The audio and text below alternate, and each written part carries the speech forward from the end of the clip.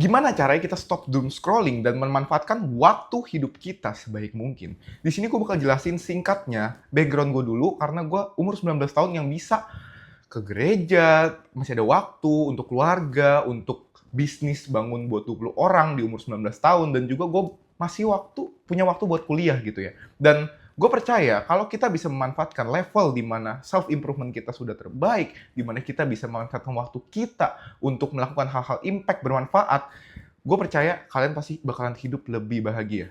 Dan di sini gue bakal jelasin step by step cara gue untuk menghindari namanya distraksi seperti doom scrolling ataupun lainnya. Dan ini menurut gue applicable karena untuk beberapa hal gue ini pelajarin prinsipnya melalui Atomic Habits. Dan hal yang pertama yang gue lakukan adalah gimana caranya kita bisa membuat sebuah bad habits atau habit yang buruk menjadi susah untuk dilakukan.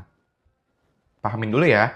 Karena ini simpelnya, ketika kita misalkan contoh salah satunya, kita misalkan mau kerja gitu ya, dan kamu misalkan kalau udah mau kerja, kamu taruh HP kamu di ruangan sebelah, atau simpelnya kamu delete Instagram dulu, sehingga ketika nanti kerja kita bisa fokus, kita tidak ada distraksi. Kalau kamu bisa melakukan itu udah step pertama yang kamu sudah bisa ambil. Kenapa? Ini praktikal banget. Gue percaya kalau misalkan kalau kamu ya nggak bisa delete Instagram aja, itu stepnya susah banget untuk ke depannya.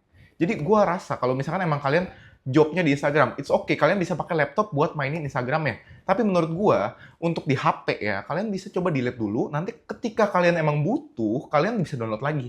Nah, tujuannya apa? Ketika kita download lagi, itu kan kita agak males buat download lagi ya, karena harus menunggu, harus mencet-mencet ke Play Store dan lain-lain. Akhirnya, kita malas nge-scrolling. Jadi simpelnya seperti itu. Atau misalkan kita tidak terbiasa dengan scrolling di laptop. Jadinya kita nggak main sosmed. Dan kita bakalan bosen. Nah, gimana caranya kita bisa memanfaatkan waktu rasa kebosanan ini dengan hal yang produktif, habit baru, hobi baru, ataupun mengasah skill baru. Nah, pola pikir ini dimiliki ketika kita sudah punya waktu luang. Nah, gue percaya kalau misalkan kita udah punya waktu luang, kita baru bisa upgrade diri kita. Gimana? Dengan kita ubah pola pikir kita. Apa nih maksudnya? Jadi, simpelnya teman-teman, kalau kalian punya pengen mindset yang growth, atau growth mindset, itu kalian perlu selalu masukin input yang berharga di otak kalian. Kenapa? Contoh, misal, kalau gue percaya dengan gue beli kelas, gue bisa jadi lebih pintar dan gue bisa menghasilkan lebih. Kalau gue percaya, misalkan gue menjaga kesehatan gue nge-gym setiap mungkin 5 kali seminggu, gue percaya gue bisa kerja lebih efisien. Hal-hal yang gue percayain itu membentuk habit gue dan diri gue yang sekarang. Itu kenapa gue masih nge-gym, itu kenapa gue punya motivasi buat berubah. Dan gue percaya kalau misalkan kalian bisa mengubah sedikit pola pikirnya dulu, cara kalian berbicara sama diri kalian sendiri, baru kalian bisa excel dalam self-growth itu. Dan gue percaya kalau misalkan kalian udah punya otak yang bisa membuat pikiran kalian itu self-growth, semua hal di hidup kalian akan dipermudah. Kenapa? Kalian pasti bakal nyari gimana caranya lebih efisien lagi, gimana caranya bisa belajar lagi, gimana caranya bisa ngerendahin diri untuk terus maju. Dan itu menurut gue adalah kunci dalam kalian kalau misalkan pengen ya punya hidup yang lebih baik dari sebelumnya. Dan ini nggak mudah.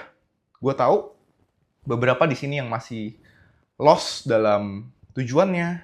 Gue nggak tahu ke depannya mau gimana. Gue masih umur 20-an, gue nggak ngerti apa yang harus gue lakukan ke depannya untuk bekerja, untuk mencari skill apa, purpose gue apa. That's okay. Semua orang punya prosesnya masing-masing. Dan gue percaya, ini bukan maksudnya agamis, tapi gue percaya ada waktu Tuhan di mana kalian akan tahu sendiri apa yang harus kalian lakukan ke depannya. Kalau misalkan kalian tetap punya fondasi yang kuat. Dan di sini, gue bilang ke kalian, gue bilang ke elu, specifically, untuk tetap berjuang, untuk tetap improve diri lu, untuk tetap bisa make an impact yang baik. Kalau misalkan lu punya fondasi yang kuat, semua opportunity yang bagus lu bisa tembak. Dan gue percaya hidup kita perlu diproses. Dan proses itu nggak gampang untuk mencari fondasi ini. Dan gue percaya kalau misalkan kalian semua punya privilege apapun itu, mungkin kalian nggak sadar punya privilege tersebut, misalkan sesimpel kalian bisa kuliah, itu kalau misalkan kalian bisa pikirin ya, bersyukurlah seenggaknya untuk tahu, oke, kita punya kesempatan ini, kita punya resource ini. Apa nih yang kita bisa maksimalkan sehingga kita bisa manfaatin gitu.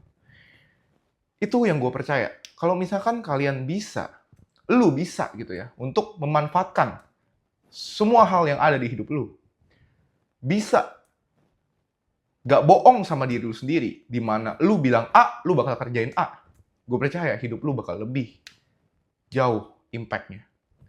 Dan itu saja yang gue bisa kasih ke lu. Kalau misalkan lu merasa video ini bermanfaat, drop a follow, dan gue percaya dengan satu tips itu aja, lu bisa hilangin doom scrolling.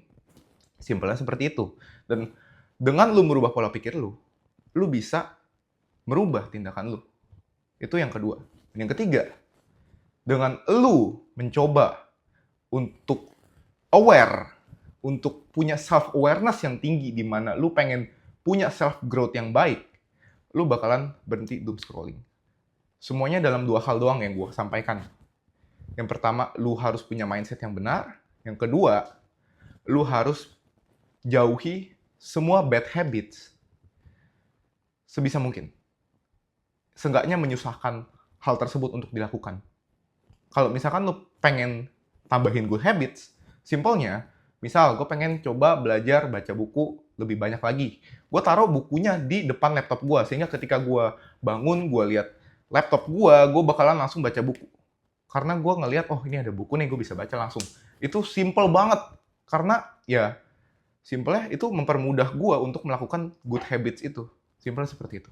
Jadi kalau video ini bermanfaat, semoga jadi berkat. Thank you, dan see you next time.